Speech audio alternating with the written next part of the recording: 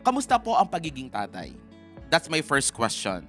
To you po, Brother Ronnie, and then Brother June, and then Elder Nars. Sa akin po, masayang malungkot. Mm. Masaya dahil naganap ang tinatawag na araw ng mga tatay. At malungkot din po kasi unang-una, single parent po ako.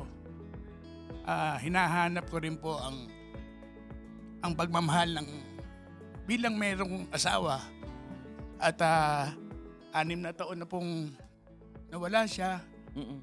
Akala ko nga po makakalimutan ko eh. Alright. The more na pala pong tumatagal, mas hinahanap niyo po pala ang pagmamahal ng asawa niyo. Mm-mm.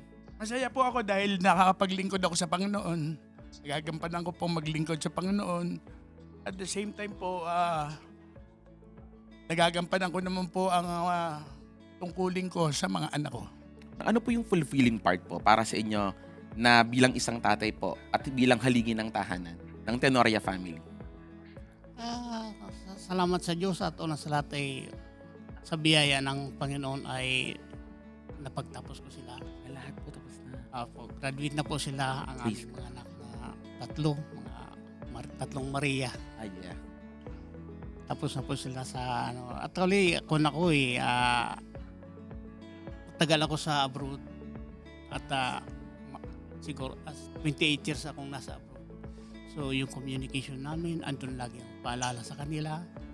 At lagi mag-iingat.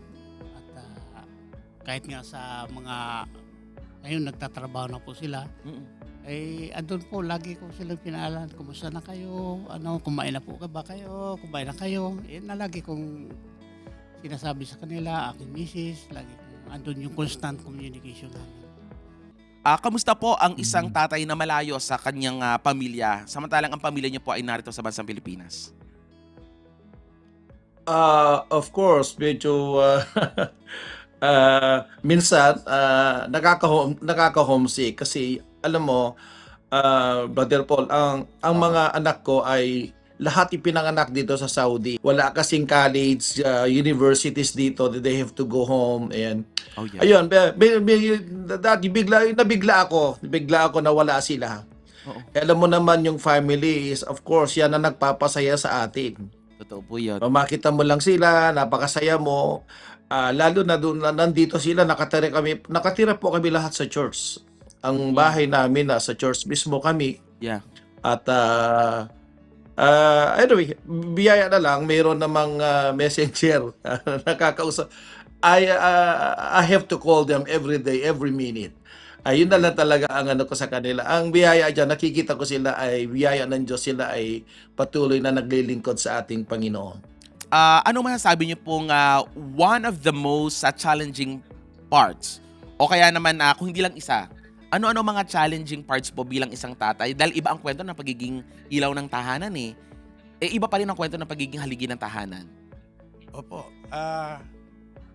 Sa katunayan nga po, dahil ang mga anak ko, mga millennials. Oho. Ibang generation. Iba-ibang generation po. Iba-ibang ugali. That is true.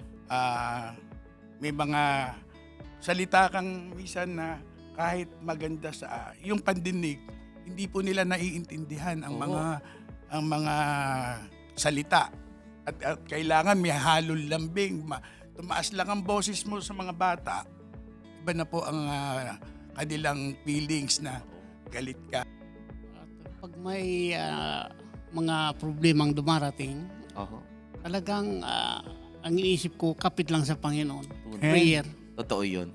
Manalangin lagi yung paalala sa akin. May bahay, minsan na pinanghihinaan siya. Pero sabi ko, lagi tayong manalangin at ang Diyos ang gagawa Totoo po yun. ng lahat ng bagay. Right. Exactly. Sa inyo po, I'm quite curious lang po. Sa panahon na kayo po ay single dad, paano po yun? Sino po ang ating pinagkukwentuhan sa panahon na parang may kalungkutan po kayo? Sa panahong parang hindi nyo kaya na ganito ang nangyayari? Actually, ang una kong kinukwentuhan talaga, bago po ang ibang tao, Panginoon muna. Tulungan po ako bigyan po ako ng guidance. Right. Paano po makakaraos sa pang-araw-araw na buhay, ano man ang pagsubok. tumatatag lang po dahil sa Panginoon.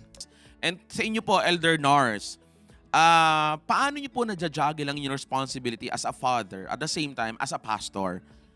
And as a pastor there in Saudi Arabia, at the same time as a father na malayo po sa inyo dito sa bansang Pilipinas. Yan po ang challenge sa akin din na ako nasa malayo, hindi ko nakikita ang aking mga anak. That of course, as a father, we want the best for them. I want the best for them. Pero biyaya na lang, nandyan ang aking sister and wife. Ang aking sister and wife is more strict than me. So, na-check niya sila and basta ang gusto lang namin mag-asawa, they remain in the church. Amen. At alam mo naman ay ano na lang natin, faith natin is pray for them. Palagi ko Definitely. sinasabi, hindi ko sila nakikita ura-urada, ngunit ikaw na lang mag-ingat sa kanila. Pagpalain mo mga ministeryo nila sa church. At biyaya naman ng Diyos ay nandyan ang tugon ng Diyos. Nakikita ko naman sila, so they are so active and I'm so happy. Praise God. And sa inyo Biyaya pong po. tatlo, Elder Nars, Brother June, and Brother Ronnie, in what ways naman po our beloved Apostle Jonathan S. Ferriol inspired you in your role as a father and at the same time, matapat na naglilingkod sa ating Panginoon? Isa po na nag-inspire po lalo ako sa apostol. Pagka sinasabing manalangin ka ng may pananampalataya, huwag ka pong bibitaw. At talagang na-inspire din po ako sa mga turo niya ng salita ng Diyos. Kasi sabi ko nga po, uulitin ko po, mahirap sumunod sa fourth watch. Napakahirap po. Ang dami ko po uulitin ko. Marami po akong natinan ng mga churches. Ang tunay na talagang simbahan. At talagang sa mga anak ko nga, sabi ko, anak, huwag kayong bibitaw. Although hindi kayo nakakaatin ng pagsimba, manalangin kayo. Na-inspired po ako sa kanila ay sa kanilang matapat na paglilingkod sa Diyos. Tunay. At laging ando nakikita ko ang kababaan ng loob. Totoo po yun. At ano po yung talagang nais nilang maraming makay na mga kaluluwa. Praise At God. ganun po ang ginagawa ko nung andun po ako sa Qatar. Qatar po ako. At yun po, nakakasama po ako sa mga paghayo. Kumbaga, malaking impact yan si Apostle sa atin. Amen. Nakikita natin sa kanya ang lahat. He is a very perfect example, a perfect pattern in everything. Oh, yeah. Ang mahal na Apostle Jonathan S. Ferriol. Kaya salamat na rin sa Fourth Watch Media, lalo na yung naging very active ang Fourth Watch Media. Nakikita namin kayo palagi, napapanood namin sa Apostle, may Apostle Steak, mayroong ONK, may visitation. Praise God.